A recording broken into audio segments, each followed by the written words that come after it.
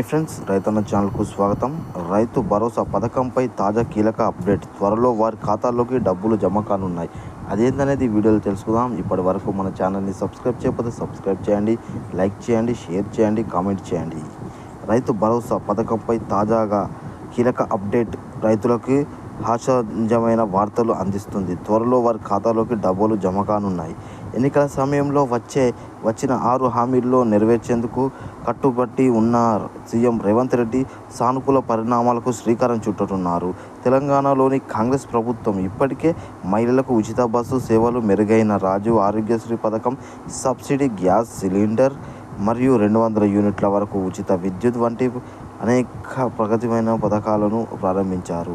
అన్నదాతలకు సంక్షేమానికి ప్రాధాన్యమిచ్చిన రేవంత్ రెడ్డి ప్రభుత్వం ఇప్పుడు రైతు భరోసా చర్యలపై దృష్టి సాధిస్తున్నారు. ఎన్నికల కోడ్ కారణంగా జాప్యం జరిగినప్పటికీ సార్వత్రిక ఎన్నికల కోడ్ ముగిసిన తర్వాత రైతు భరోసా అమలుకు కిక్ స్టార్ట్ చేస్తామని చెప్పడం జరిగింది.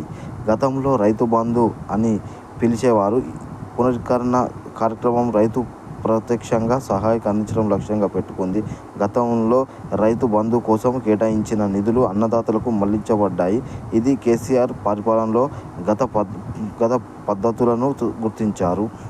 అర్హులైన రైతులకు మాత్రమే ప్రయోజనాలు అందించడంపై దృష్టి సారించి జూన్లో కాంగ్రెస్ రైతు భరోసా పథకాన్ని ప్రారంభించేందుకు సన్నాహాలు జరుగుతున్నాయి. 5 ఎకరాల కంటే ఎక్కువ ఉన్నవారు మాత్రమే రైతు బీమా పొందాలని చేరుకుని సాగు చేసే వ్యవసాయ భూమికి అర్హత పరిమితం చేయాలని ప్రభుత్వం యోచిస్తుంది. రైతు భరోసా పంట సాయం కార్యక్రమంలో కింద రైతులకు ఎకరానికి సంవత్సరానికి 15,000 ఏమైనప్పటికీ చెల్లింపు పద్ధతి సంబంధించిన వివరాలు మొత్తంగా లేదా 2 విడతలుగా ఒక్కొక్కటి 7,500 ఇంకా ఖరారు చేయలేదు. రైతు భరోసా పథకం యొక్క సమగ్రతను నిలబెట్టడానికి కఠినమైన నిబంధనలు అమలు చేయబడతాయని, భూస్వామ్య సంపన్న పన్ను చెల్లించేదారులకు మరియు ప్రభుత్వ ఉద్యోగులు అర్హత నుండి మినహాయించాలని ప్రభుత్వం లక్ష్యంగా పెట్టుకుంది. అత్యధిక దుర్భరమైన వ్యవసాయ భూమి యజమానులపై వరువలను వ్యతిరేకించనుంది.